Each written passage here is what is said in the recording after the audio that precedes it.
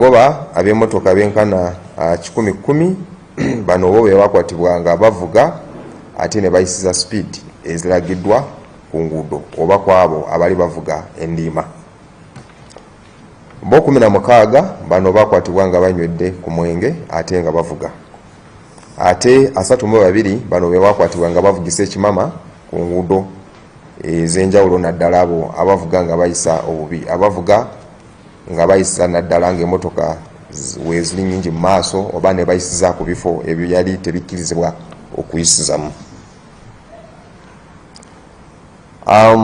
Wadde emmotoka zaali nnyingi nnyo ku nguudo mu biseera ebya Christmas ne leero, poliisi ebidduka kukwatira wamu n'ekitongole ekya ministry y'ebyenguudo era twagezaako ennyo okulaba nti obubenje tebwali bungi nga bwe bitera kubeera ebiseera ebirala. Mpozi nga obubenje obutonotono obwali mu abo abavuzi ba pikipiki oba n'abatambuza ebigere ku nguudo.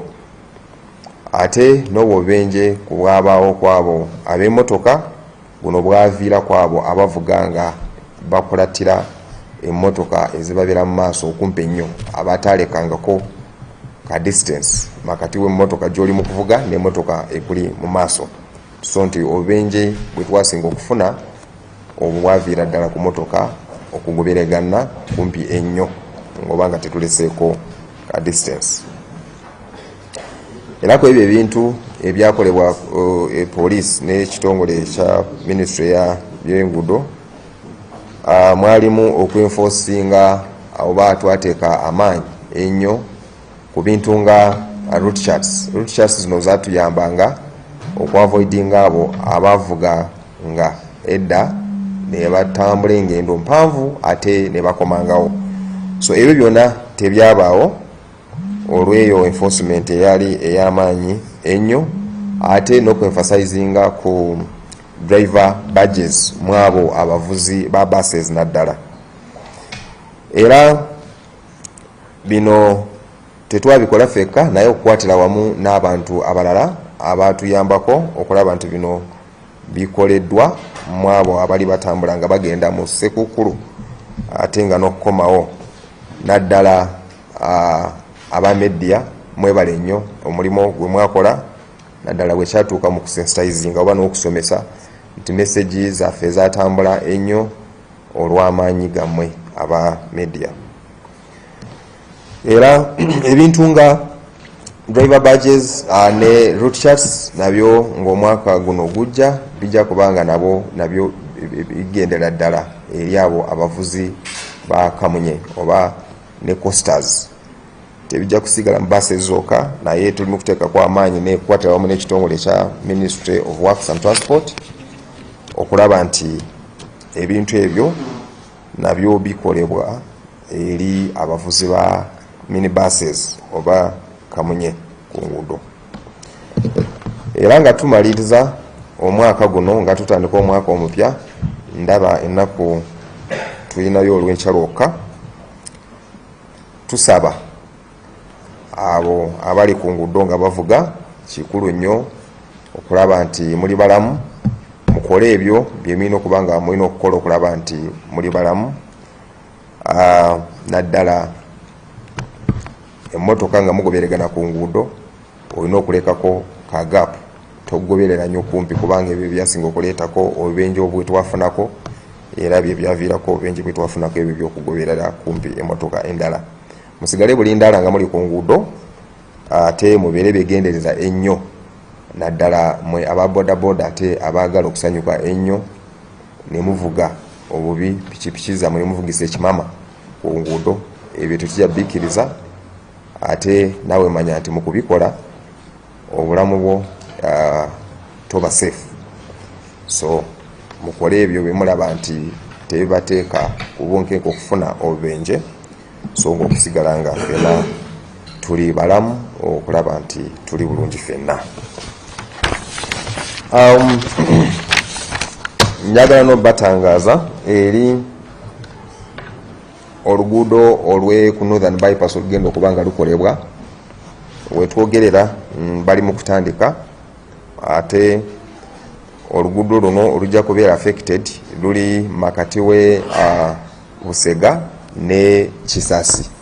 Waliwo ebifo ebigenda okubanga bikolebwa so nga oluguudo olwo bajja ebitundu ebyo ebimu bijja kubanga biggaddwawo, so okutambula ku luguudo olwo telujja kubanga kwa bulijjo. Era enteekateeka weeri bulungi okulaba nti diversions oba amakubo amalala aganaatambuza abantu abo abakozesa olw'oluguudo nago weegali, naye ate tewajja kubulamu okutaataaganyizibwa,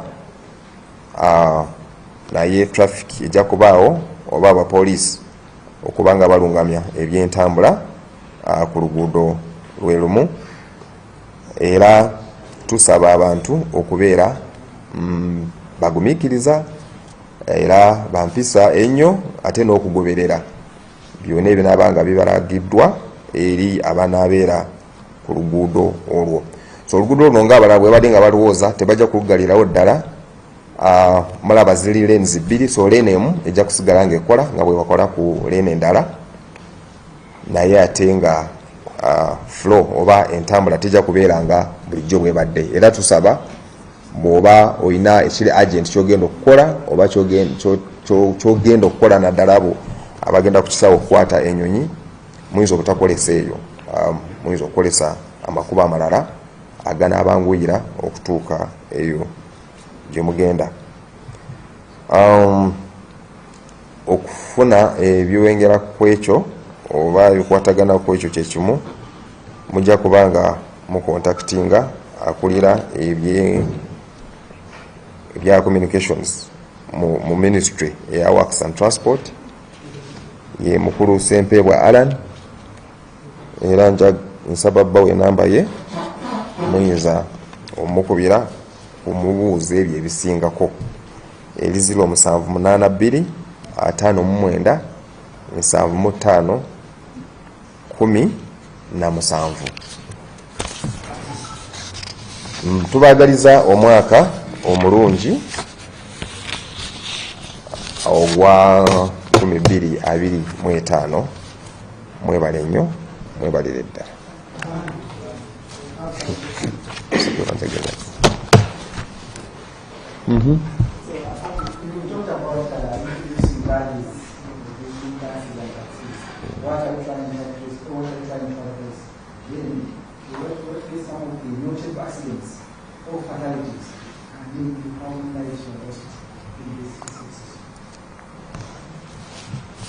I'll start with the first question. What we are trying to address, we all notice that what we have done this season, it has worked well for us. One, when we talk of route charts, we minimize those that want to make return journeys, because we have seen that most people cause these crashes due to fatigue. When they drive and they get tired due to driving long distances, most of the drivers end up causing crashes on the roads. So by introducing these among minibuses, we minimize or we reduce those that make return journeys. And then driver badges, those ones have also been so much effective among the bus drivers, because the process we go through to vet these people to get these to qualify for these badges, it is a very, very effective way. That for those that have been reckless on roads, you know, I've always told you that most of the drivers are being monitored by our cameras. So those that have bad records on the roads, they are fond of speeding, they are fond of causing crashes, those people have not qualified to get these badges. So in the same way, we are also going to vet these drivers among those that drive buses, and those that don't qualify, of course, we also not to get these badges. So hopefully this is going to help us. But of course, this is not too soon, but next year we are in touch with the ministry to make sure that this is also done. On the numbers, we are still compiling, we are still collecting information. So immediately after first, I'll have to come back and give the numbers all together, combining for Christmas and for first. Thank you.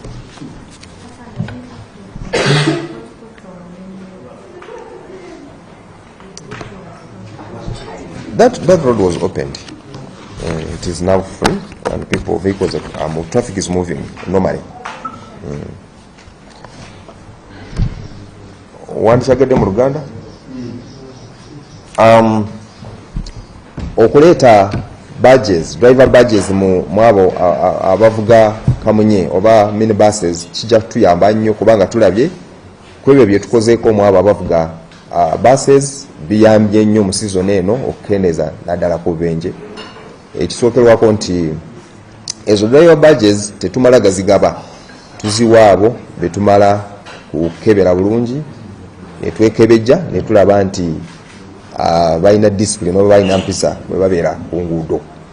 Tulaba ku bintu bingi nnyo, tugenda mu system zaffe nga bulijjo bwe mbagamba nti mmotoka zonna ezisinga naabo engeri gye bavuga ku nguudo tuba monitoringa mu kamera zaffe.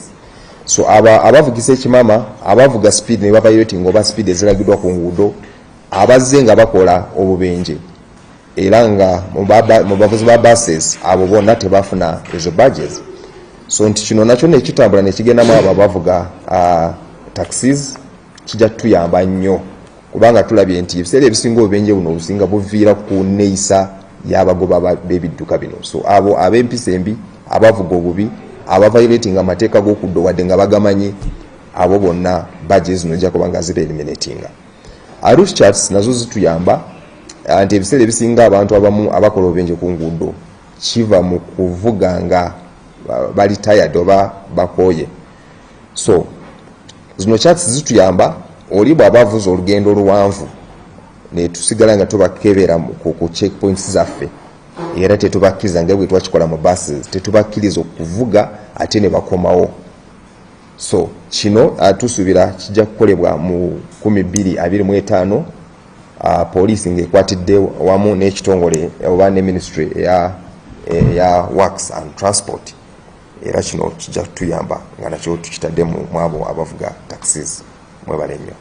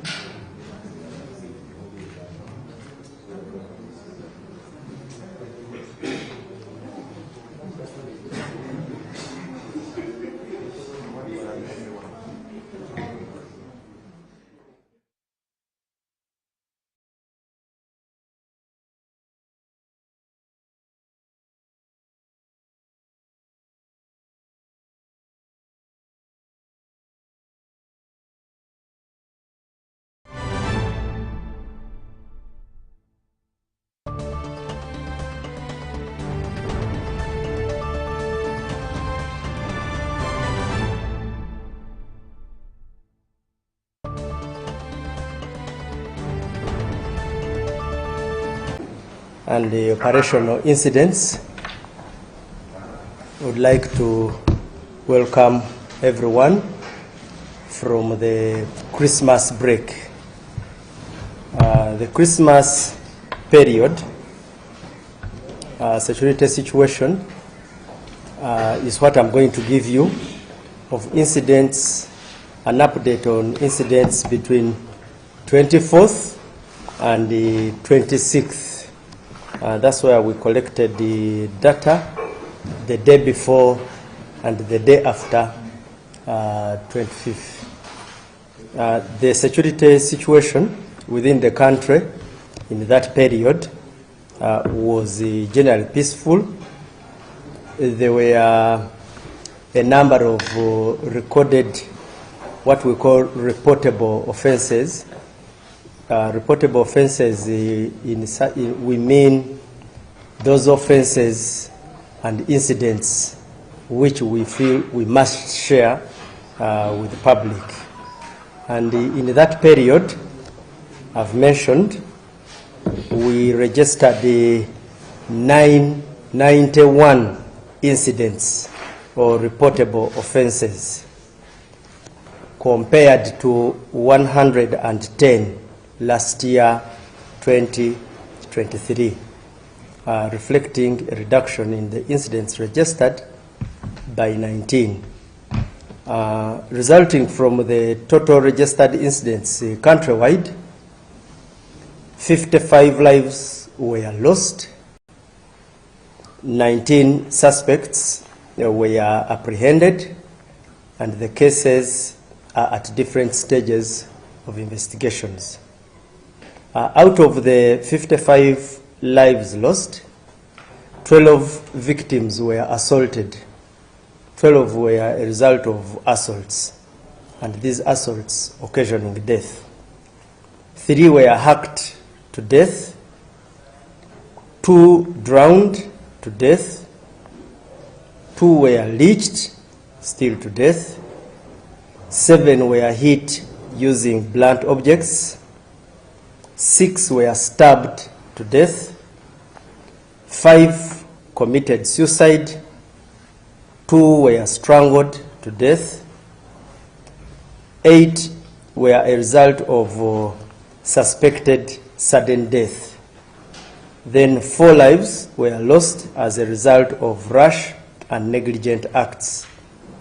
We registered also 1 case as a result of food poisoning, and 1 case of which resulted from suspected arson, while 2 lives were lost as a result of suspected murder.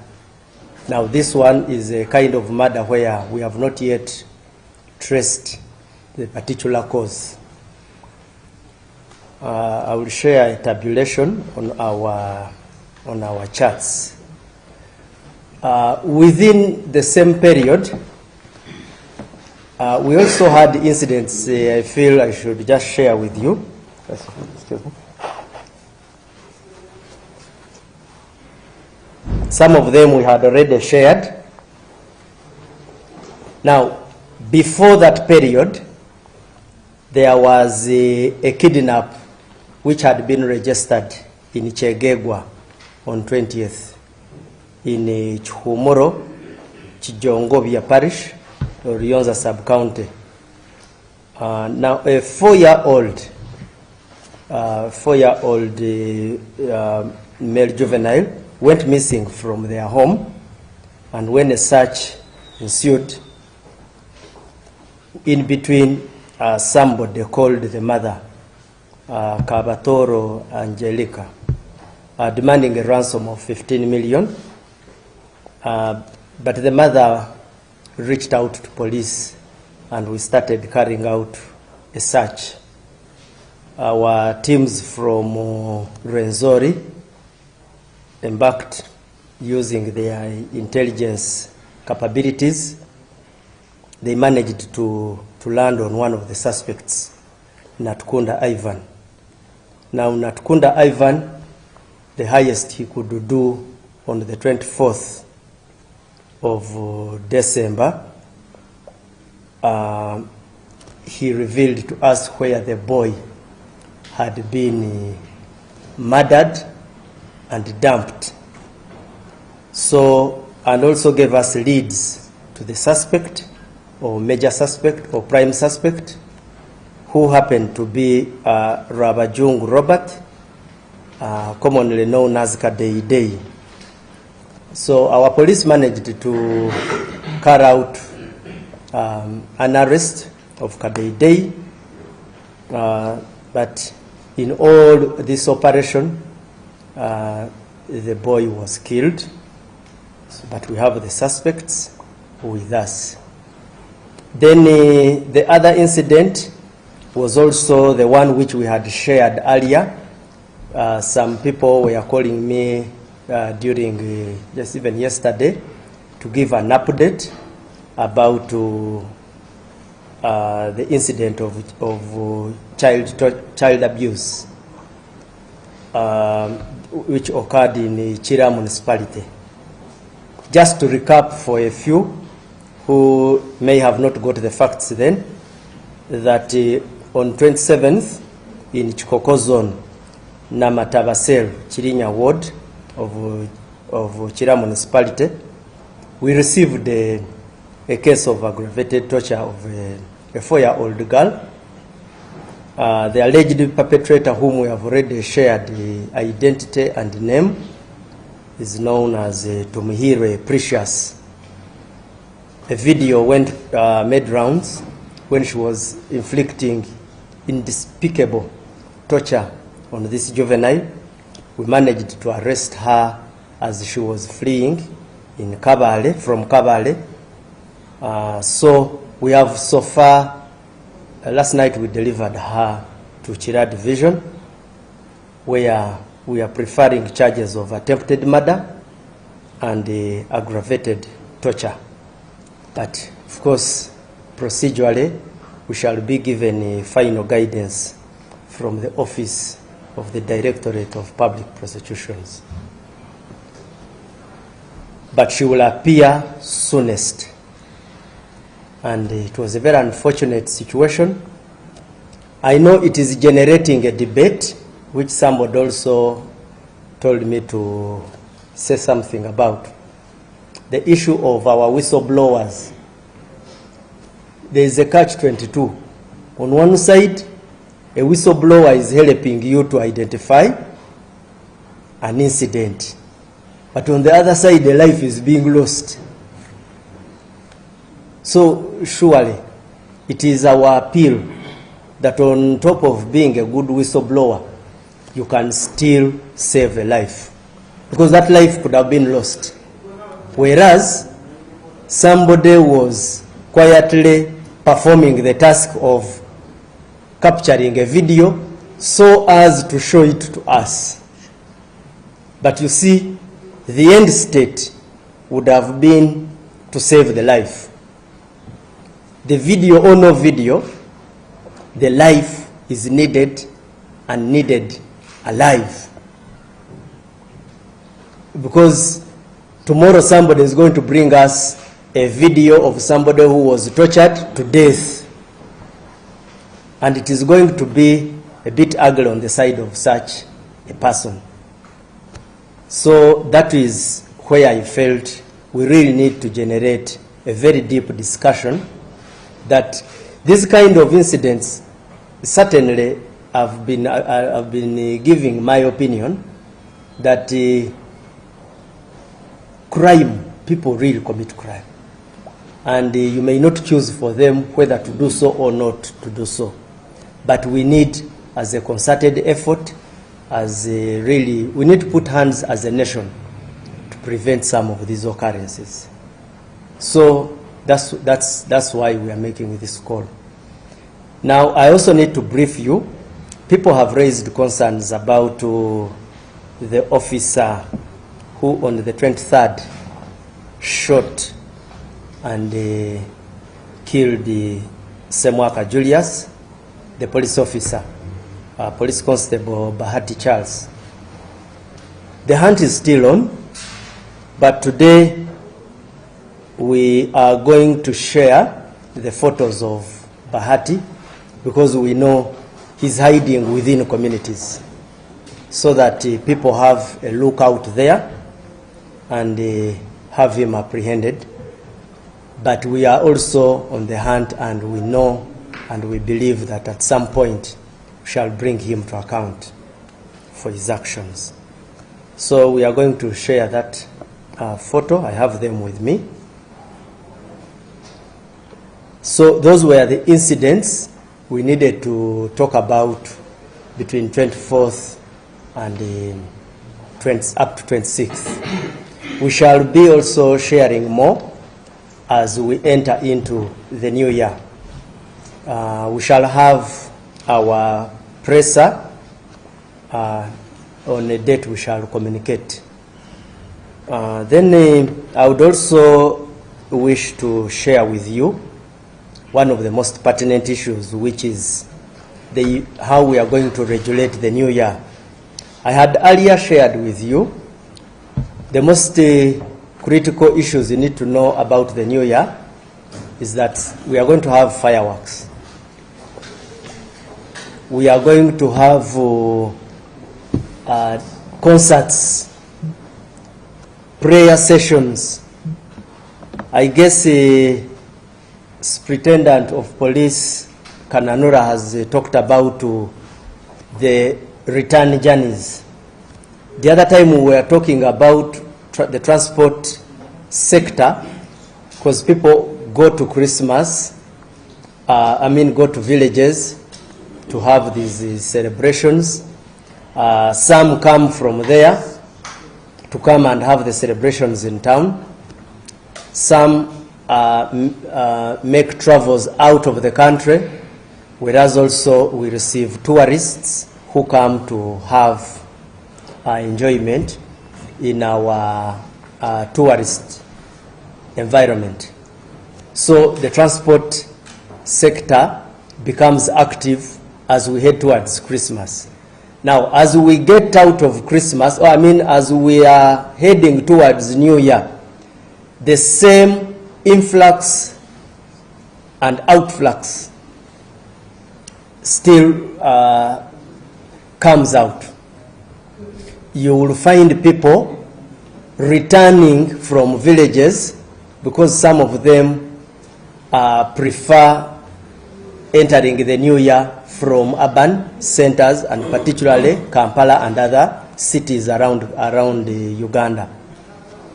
Then we also have those who want to go back.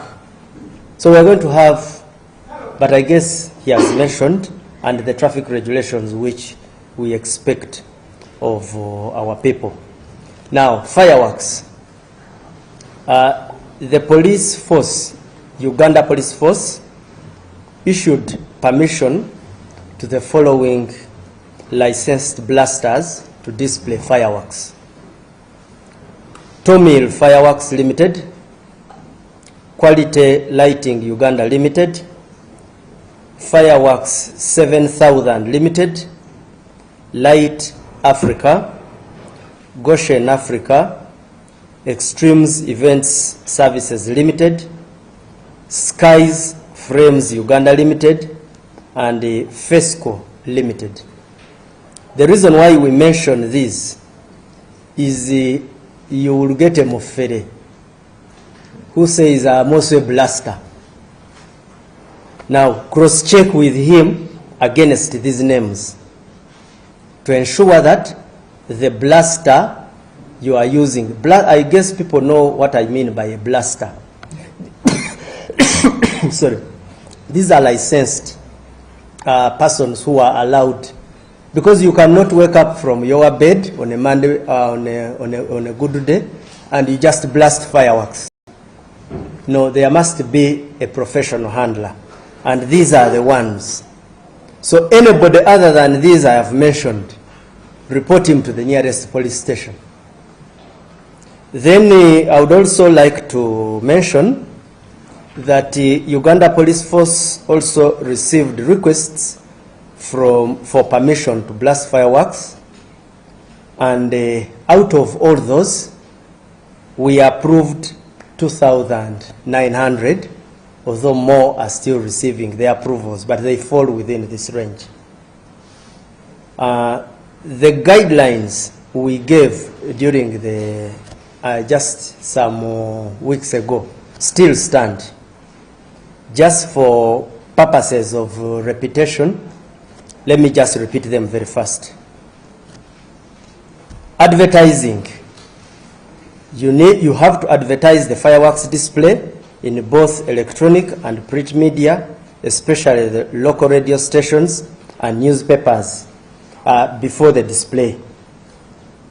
Advertisement in newspapers must be on page 1, 2, 3, and 4 only, and must be conspicuously and large enough. Conspicuous and large enough. Fireworks materials are supposed to be displayed not to be more than, now this is a bit technical, I think this one just for purposes of consumption, supposed to be 1.5 millimeter caliber. But now an ordinary person may not understand this. Now this one is for that one who has hired and the blaster. Fireworks display, I mentioned it the other time and I repeat, shall be for only 5 minutes. We have had people who blast for several minutes. Then the counterterrorism police, our police personnel, will escort the fireworks materials at all times and supervise the display together with the area DPC to ensure security for fireworks and appropriate measures to protect the public from any possible dangers that may arise during the display. Any fireworks materials not displayed must be handed by a person with explosive blaster license. Officials from counterterrorism and the DPC must carry out prior inspection of venues. Then we also said that the DPC reserves the power to stop the display if he is not satisfied with the adherence to these guidelines. Failure to comply will lead to immediate termination. During the display, including any other action that may be deemed necessary. One of the other things which I would like to also bring forward is about burning of tires. We not only discourage it, but we do not allow it. The burning of tires out of excitement that you are entering a new year is not okay. Of course, the rationale is that you are destroying infrastructure, which very many people's taxes are contributed towards the construction of that infrastructure. Not even only yours, but other people's effort. Now, when these tires are put on asphalt or tarmac, it melts. So you find some reckless youth who do not know how much has been spent on constructing this infrastructure, recklessly just burning tires all over the place. So those ones, we shall arrest them. Similarly, those who carry firearms, they are people, of course, before we have registered tendencies. So we are warning people who carry firearms that because you have seen that now the new year is coming and you start firing in the air, now that is also an illegality and punishable. So we send prior warning that do not attempt to do it. Music shows, again, we talked about, we gave a number of guidelines, but most importantly about music shows is that please have joint planning. An average music show has very many stakeholders, the venue owner, the security forces, not only police, but the entire interagency framework. We need to sit together, plan, and execute. You need to look at the safety requirements. You need to look at the capacity of the venue. Sometimes we have experienced situations where musicians are fighting for one space. This one that I have the receipts. The other one, I have the man sent me a WhatsApp message. Those type of conflicts. Then musicians are fond of reneging on their obligations. A musician is scheduled to go for an event in Chiboga, and they are very excited to receive him. He ends up not coming. Then the congregation or the revelers go on rampage, breaking chairs and infrastructure of the host venue. Now all these should be avoided. Some of these cheats should be dealt with in accordance with the law. They don't have that right. Then the other time, of course, we also advised about flammable materials. They are materials which are flammable and are usually not advised to be used. Prayer sessions. We are going to have prayer sessions which are usually longer than usual. In a similar vein, we advise joint planning, especially prayer sessions which are going to host a number of people. You hear somebody is going to host 20,000 people. Now, to plan for 20,000, you really can't do it alone. You need security, you need other stakeholders, you really need to make a number of consultations. You need to take note. Terrorism is not far away. So we need to be very cautious. We need to make sure that we prepare ourselves in a manner so as not to give it chance. We are potential target. Now, lastly on this is I shared, and I will continue sharing, our numbers where we can be got in the event of emergencies. These numbers shall be shared on our platform. I thank you. I thank you very much.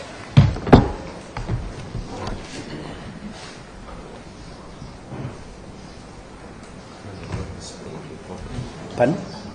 Oh, I should have. What shall we do? Oh, I don't know. Can they produce it? Because it's. But can't you pick it from? Oh, it would have been better when it is displayed. Eh? Where is Wilfred?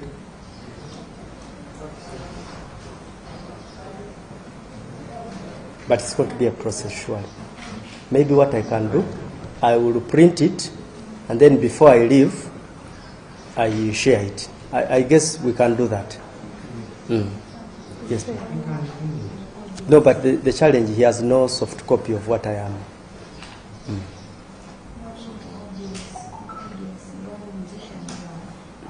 Wilfred. Okay, can you cut? Let me give it to him. Let me give it to him. He can be. Can we produce a colored copy? Okay.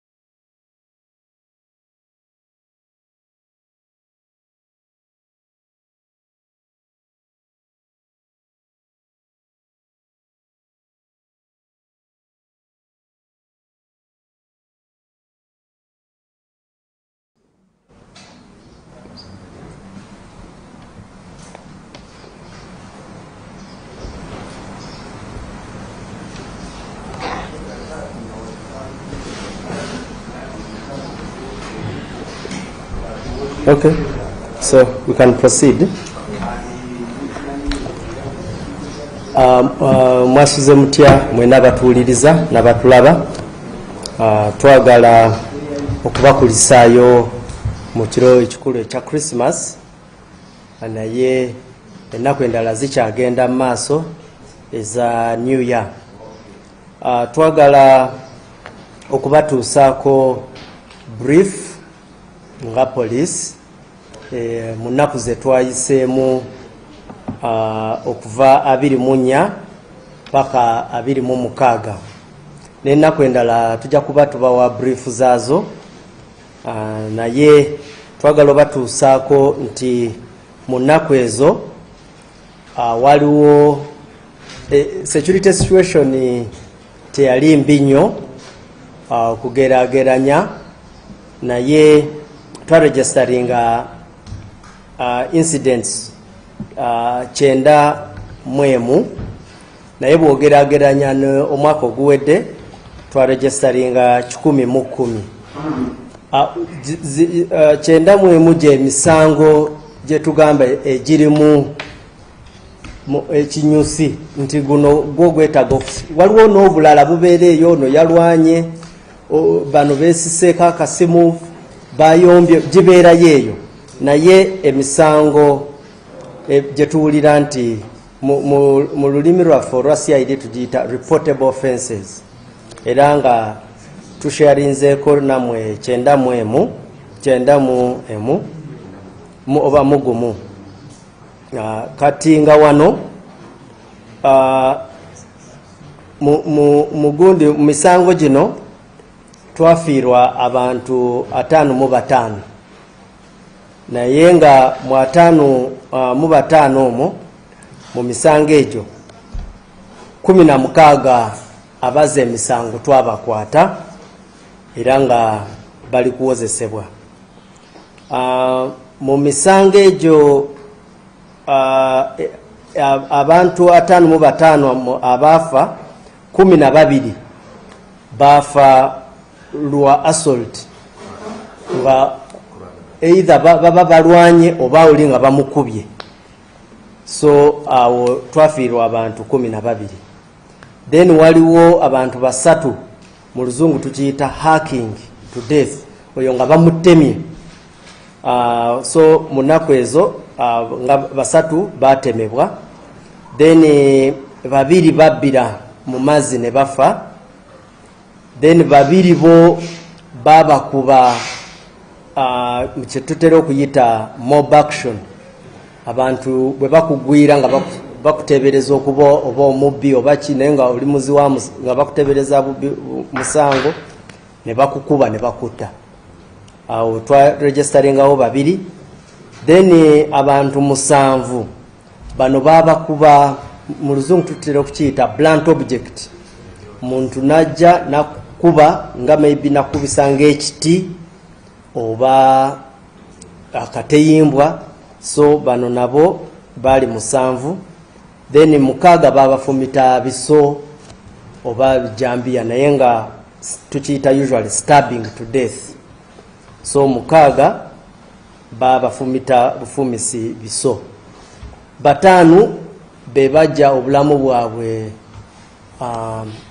suicide okwetuga oba okutwala obulamu bwo so 5 be batwala obulamu bwabwe then 2 bo babatuga butuzi twalina cases etwaregisteringa 8 bano bo nga bafa oba kyetwagala okulooza nti kibayenga kibuwatukira sudden death nga mu kunoonyereza kwaffe okutono tekulaga nti waliwo eyali emabega wa bano okufa so abo bali 8 then 4 bano bo bafa mu luzungu tukiyita Russian negligent obulajjagavu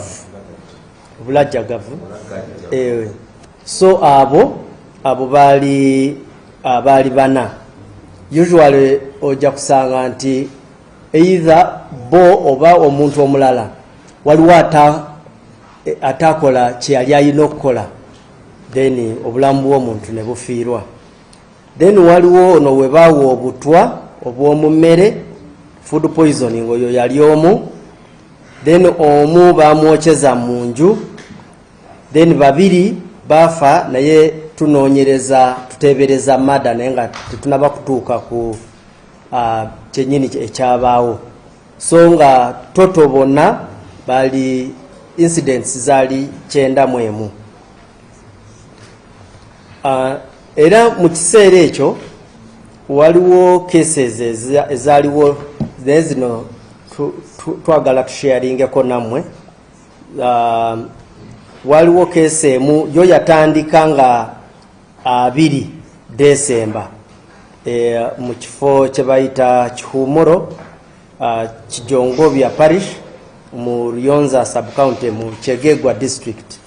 Eno yo bawamba omwana w'emyaka 4 omuzadde we nga olunaku olwaddako yatuloopera omukyala nga bamuyitako Abatoro Angelica. Bwe yatuloopera nti bali musaba sente miliyoni obukadde 15 naye ne tugezaako okutrackinga bano abantu era twasobola okufunako omu nga 24.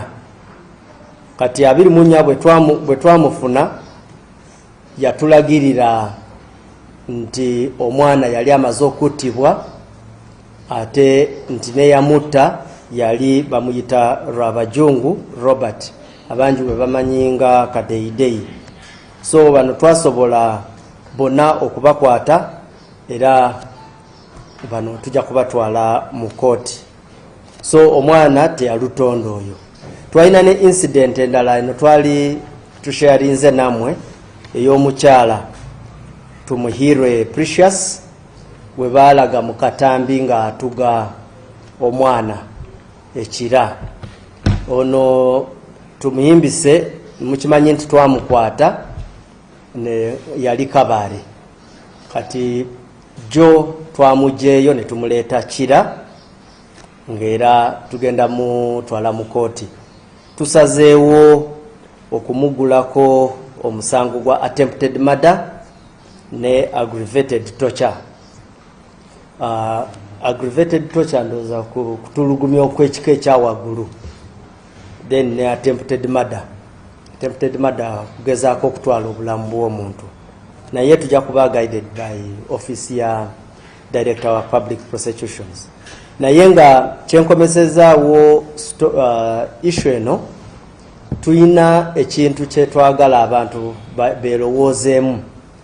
Abantu abakwata bu video buno on one side tubasiima nti kubanga bayamba eggwanga ne police okutegeera ebintu ebimu bye tutalitegedde, because kati guno omusango gwali mu nju ya muntu. Kyali kisoboka omwana senga tewaliwo ka video osanga tetwalitegedde, oli ayinza n'okukeera enkya n'agamba yagudde yakoze bw'ati. So video ziyamba nnyo era tusiima nnyo Abannayuganda mu kigambo kya citizen journalism, where Omunnayuganda bwe afuuka omunnamawulire oba omuloopi nga akwata ekifaananyi oba video kyetuyita amateur photos and videos. Ogwo mulimu mulungi naye ate obulamu bugenda. Kati ngono omwana olabira ddala nti owa video yali asobola okuteekawo embeera okuwonya oba okutaasa omwana oyo. So twetaaga ne tukyogeramuuko ne tulaba ekyokukola. Then issue endala yeno eya omupoliisi waffe Bahati Charles. Bahati Charles nga bwe mumanyi yakuba Semwaka Julius amasasi agamujja mu budde, naye Bahati era tukyamunoonya. Of course ajagezaako okwekweka naye naffe tetutudde.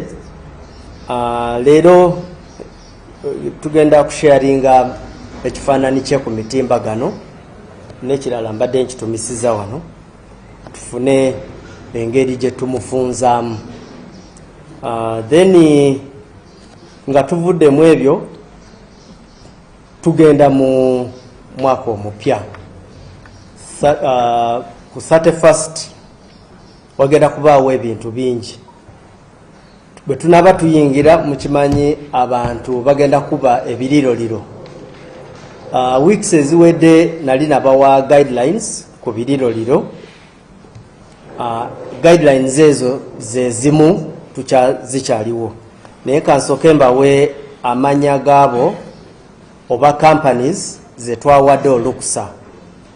Tuyina Tomil Fireworks Limited, Quality Lighting Uganda Limited, Fireworks 7000 Limited, Light Africa Limited, Goshen Africa Limited, Extremes Events Services Limited, Skies Frames Uganda Limited ne Fesco Limited. Chemba weeragana amanya omufeera ajja kujja kugambe nti ye asobola okukubira fireworks. Obuzibu we bugira ne wamala wabaawo accident, okunoonyereza kwaffe okusooka kutandikira ku watandise otya okukuba fireworks, olukusa walujeewa. Ntya nze wajja ono omwami kanaakulya naŋŋamba yamanyi okukuba fireworks. Tujja kubuuza oba kanaakulya ali ku list eno gye tusomye. So mwegendereze abafere be mugenda okukozesa okukola ki okukuba fireworks. Mulina okumakinga sure nti mucross checkinga naffe naye ate namwe permission waba wagijeewa kubanga you should have first applied. So generally bw'oba nga toyina lukusa teweeyibala, you will get problems. Abantu bangi aba applyinga okufuna olukusa naye twakawaako 2029. Of course we tunatuukira ku lunaku olusembayo tujja kuba na namba eno katono erinyeemu naye nga 2900 mu ggwanga lyonna, ate bangi bali buli wamu naye nga beebo.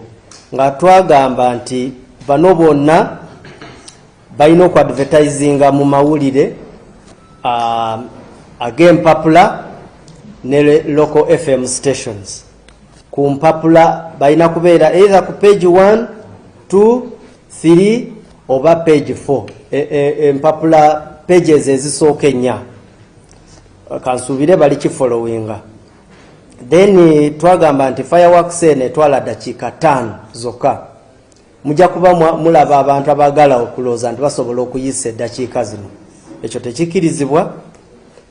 Then kirala kye twagala okusharinga namwe materials za fireworks buli kaseera konna ezirina kuba nga ziri escorted by ba officers ba counter terrorism naye nga bayambibwako ne territorial police eri wansi wa DPC.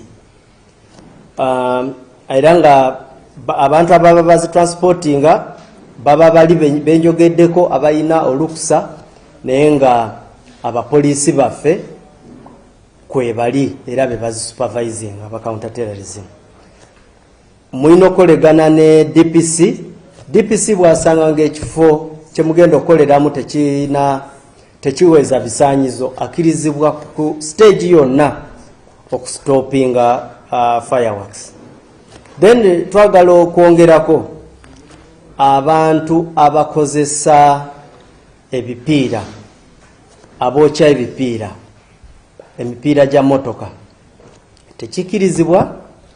Bwe munaakwatibwa mujja kubonerezebwa. Ebipiira ebyo byokya enguudo gavumenti eba ezitaddemu sente nyingi.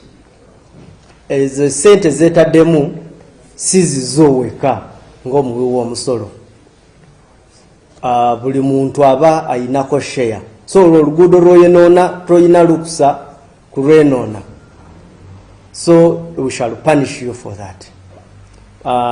Ekirala tuyina bano ababeera n'emmundu n'amanya nti bwawulira nga abantu batandise biriro naye n'akubayo amasasi mu bbanga.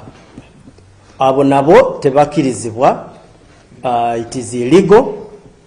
Amateeka g'okufulumya essasi bagamanyi. Bw'ogenda okukwatira emmundu etteeka ery'okufulumya essasi oba olimanyi, naye ate n'ekirala it's a risk. Oyinza okutta abantu. So abo nabo tubalabula. Then ab'ebivulu twawa guidelines. Olina okuba nga olina clearance okuva mu police. Ekivulu olina okuplaninga ne police ate ne security yonna ku district it's bali joint. Togenda bugenze wa DPC n'ogamba nze namaze. Mulina kukwatagana mwenna ba intelligence, DPC, nanyini kifo. Ekifo ekyo kirina okuba nga kiri inspected. Abantu agenda n'aleeta abantu 2,000 mu kifo nga kisobola kutuuza abantu 15,000. Those are some of the risks. Tekirina exits. Tekiri inspected generally. So ebintu ng'ebyo bwe twogedde bwe tukwata omuntu yenna nga teyagoberedde regulations zino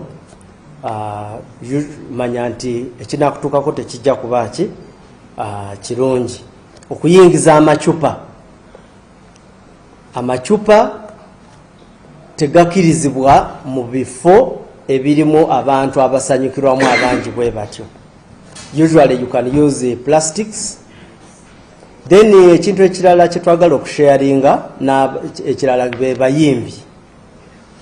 Abayimbi muteekawo, waliwo abayimbi abateekawo embeera ereeta obujagalavu, insecurity. Bakupangisiza ekiboga togenze ate nga bakulangisiza olunaku lulamba okay, bamaze week number nga bayisaamu drive bagamba ogenda kubeera mu kifo kino na kino. Oba then bwe batuuka ssaawa 5 oba 6 ogw'ekiro nga tojja, abantu nga basalawo nga bamenya obutebe nga beekuba n'okwekuba. Oluusi bamenya ekifo ky'omuntu. So gino emisango tubadde tugirecevinga surely tetujja kitwala mpola. Si kirungi. This causing of insecurity is not good. Era tubalabula. So then issue endala ye amasinzizo n'abantu abagenda okusaba New Year. We have guided nti still mu planning wamu ne security. Bw'oba omanyi nti ogenda kukyaza abantu bangi, then you must put okuteekawo security infrastructure, okukuuma abantu, okulaba nti ebintu byabwe obulamu bwabwe tobutadde mu gundi into threat. Mujjukire nti tukyayina terror threat. Sofa twakagenda bulungi. Last year twarecevingayo attempt emu eya terror, naye wetwakatambulira tetunaba kufuna buzibu bwonna. So tusaba era mwekwate bulungi nnyo tumaleko omwaka guno. Amasimu gaffe tugenda gateeka ku mitimbagano, naye waliyo emu kye mutalina kwerabira. 99 surely 999 simu nyangu nnyo. Waliwo n'endala kuzirize nabawa nyongeddeko endala 5 4 nga zino zonna bw'ozikuba zigenda ku police headquarters operations room. Kati bw'okuba mu operations room district oba area wonna w'oba oyagala bakuyambe bo be bakola ki be bakubawo then n'ofuna obuyambi. So kyekyo ngenda kubiteeka ku mitimbagano. Bwe tuddayo ku issue yaffe ya bahati nga bwe na promisinze abantu bali batusabye tusharinge ekifaanani. Kiyinza okuba tekiri clear naye at least bw'okozesa eriiso ly'obulungi most likely you can tell this is the person. Cameraman, you will guide me.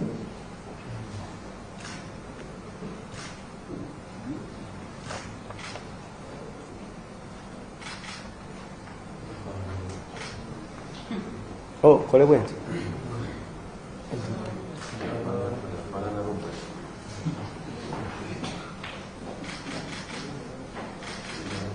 Kale mbawe n'ekirala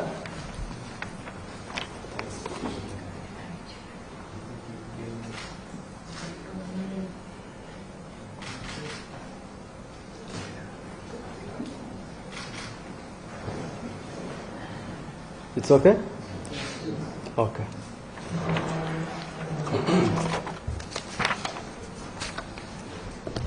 Kali, my book, my escort. Yes. You said it's going to take off.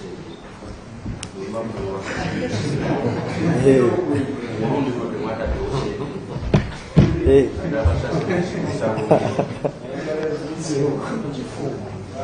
Yes.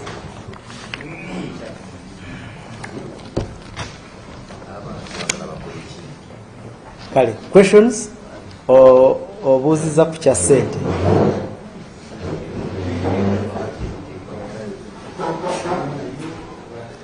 Yogera nyosa. Okay. Yes, sir.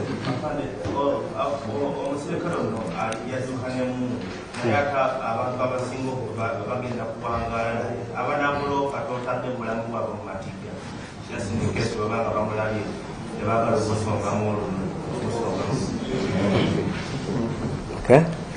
Yes, sir. Kumwana waliwo allegations ezigamba kimuntu yakwata akatambi alina poliisi gyeyasooka okgendako nga muyambe ne batamuyamba ensonga eyo mwagituddemu gimanyirizeko oba ono akatambi kaki? wekira Okay.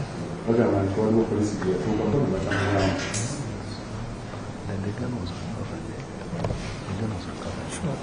Oh, but I don't have that in.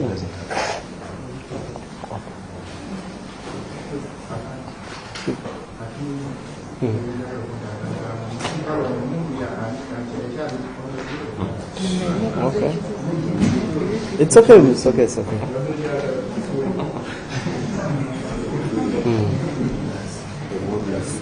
Okay. Ndoza byebyo. Okay. Kansooke nekya ndoza ebibuuzo ebisinga byonna biri ku issue ya Bahati. Bahati, okunoonya kwa Bahati tetukutaddeeko sente zonna, kanki clarifying mukama wange, tekuliiko sente. Then ekigambo nti yadduka n'emmundu, but I have no information. I can't give comment about it. Ekya emundu bwe ngendedde okugira ku mpewo mbadde sirina information yeyo, so sinza giwa, naye bwe naaba nkoze verification nja kubategeeza, naye nga ekya suspect ye tukyamunoonya. Ate n'ekirala wabeerawo engeri nnyingi gy'oba osobola okuloopamu n'omuntu omukyamu nga totuusibwako buzibu. Era ekintu ekyo abannayuganda bangi batukoze eki, batuyambye nnyo. Then gano eno information ngifunye bwe kiba nga kituufu nti waliwo we baloopa abapoliisi ne bata reactinga, then kiba very very unfortunate. Era bwe tujja kifollowing up because not good at all. Era this one would amount to professional misconduct and it's a negligent act. Ndooza byebyokusinga. Then yeah, somebody commented about was asking whether we have put any booty on the fugitive officer. No, we have not. There is no money attached to the hunt for PC Bahati. Then I am not aware about the gun. I need to first discover, be briefed about the status of the gun. As soon as I have that information, then I can share it accordingly. Somebody asked us to whether he's not a threat to those who may take advantage of this photo and report him. There are several ways in which you can report a dangerous person. taking into consideration your own safety. You come into confidence, you alert us, and for us, we come with our force and capabilities and apprehend him.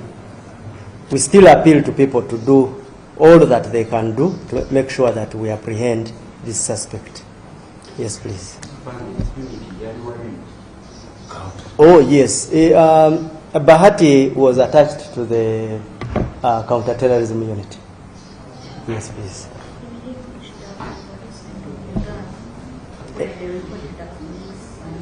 Yes. Somebody has talked about an incident where they reported and the police never acted.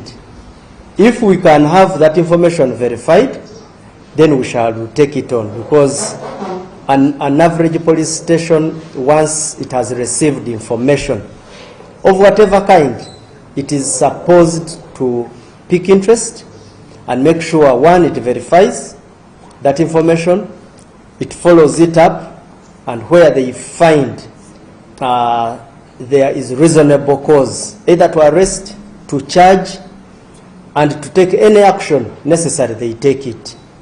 So, my brother, thank you for sharing with us that information. Yes.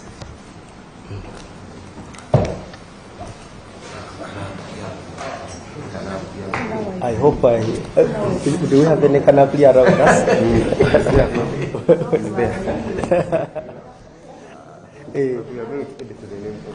Please.